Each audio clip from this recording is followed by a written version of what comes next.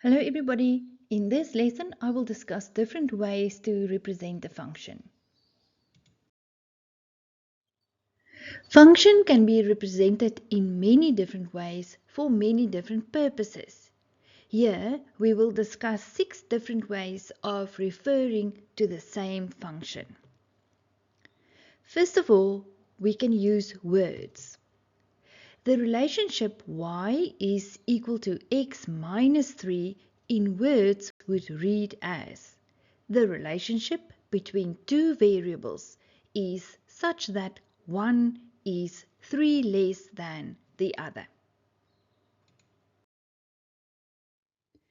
The second way of referring to a function is by mapping or a flow diagram, where we find an input value, a function, and an output value. The third way of referring to a function is by using a table, and inside a table there's the input variable x and the output variable y. More ways of referring to a function. Number 4 will be a set of ordered pairs or coordinates. Then there's also an algebraic formula. For example, f of x is equal to x minus 3.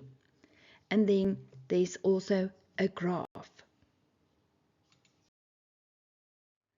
Now I'm going to teach you how to test for a function.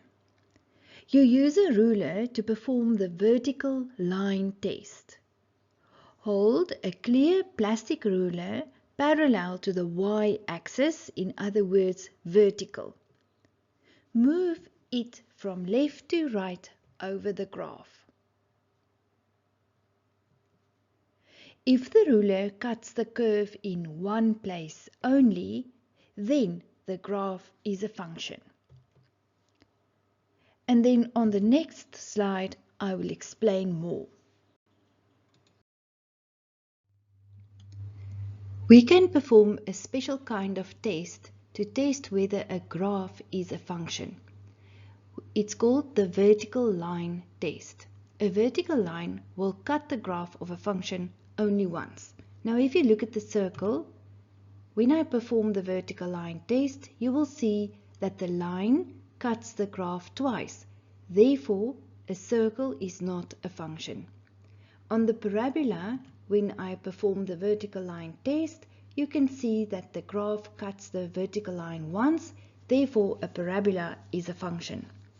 If you look at this parabola down here on the left hand side, when I perform the vertical line test, it cuts the vertical line twice, so that parabola is not a function.